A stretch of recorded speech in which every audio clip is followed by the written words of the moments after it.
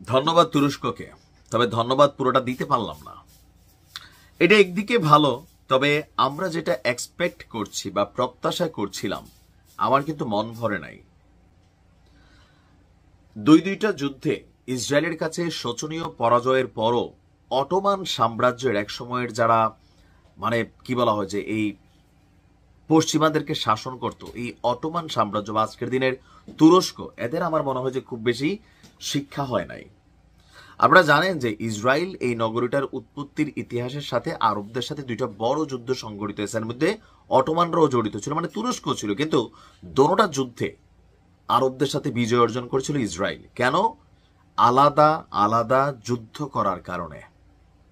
কারণ ইসরায়েলকে সম্মিলিতভাবে পশ্চিমারা সাপোর্ট করে। আমাদের আরবরা নিজেদের গায়ে এসে কিল না পড়লে সজাগ হয় না, আর অনেক আছে কিল খাইয়া হজম করে। তারপরেও মন্দের ভালো, ইসরায়েল এবং ইরানের এই চলমান সংঘাতের মধ্যে সম্ভাব্য যে কোনো পরিস্থিতির জন্য প্রস্তুতি নিচ্ছে তুরস্ক।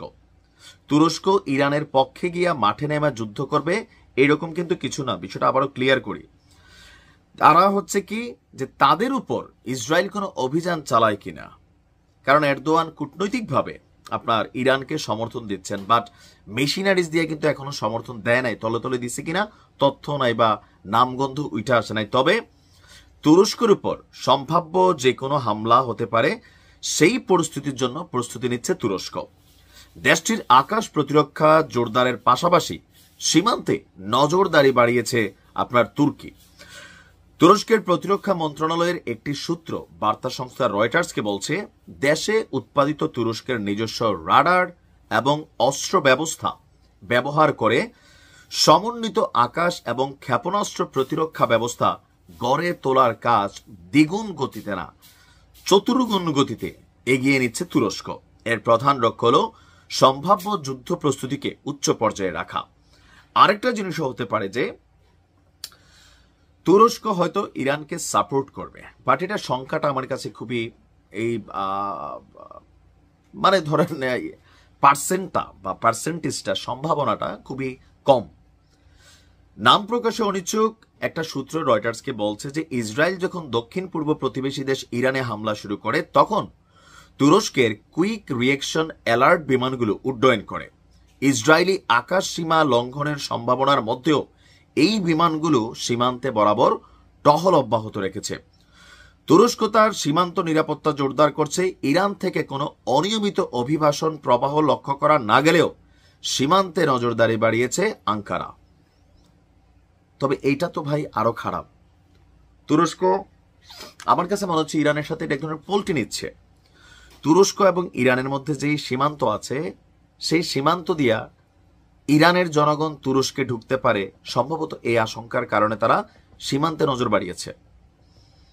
এখন তুরস্কের সাথে সরাসরি সম্ভবত ইসরায়েলের কোনো সীমানা নাই। এই যে আলাদা প্রতিরক্ষা ব্যবস্থা তৈরি, যুদ্ধ বিমান উড়ানো বা আকাশ প্রতিরক্ষা ব্যবস্থা জোরদার করা, এগুলো দিয়া যদি কখনো ইসরায়েলের সাথে সরাসরি যুদ্ধে লিপ্ত হয়, ইসরায়েলের যে বৃহত্তর ইসরায়েল তৈরির পরিকল্পনা, সেই পরিকল্পনা লক্ষ্যে ধারাবাহিক যে মিশন গাজা শেষ, সেই পরিকল্পনার তৃতীয় টার্গেট কিন্তু হচ্ছে তুরস্ক। তো তুরস্ক যে এত জানে যে তারা টার্গেট, এখন তুরস্ক যে যুদ্ধের প্রস্তুতি নিচ্ছে এটা ইরানের পক্ষ হয়ে না। তো শক্তিশালী ইরানকে যদি হারানো সম্ভব হয়ে যায়, আমেরিকা যদি এখানে জয়েন করে ফেলে যুদ্ধে এসে, তো ইরানের পরাজয়টা অনেকটা নিশ্চিত হয়ে যাবে।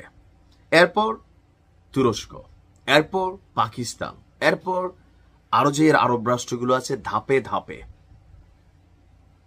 তুরস্কের উচিত এ আলাদা দৌড়াদৌড়ি না করে ইরানকে সাপোর্ট করা, কারণ তুরস্ক যথেষ্ট শক্তিশালী একটা রাষ্ট্র এবং ন্যাটোর কিন্তু সদস্য।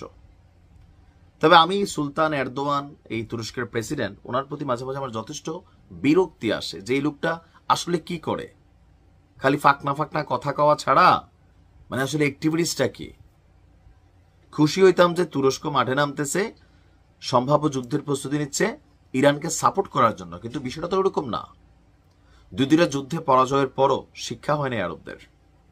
দেখা যাক, ইরানকে আল্লাহর হাতে হেফাজতের জন্য দিয়ে দিলাম। ভালো থাকুন।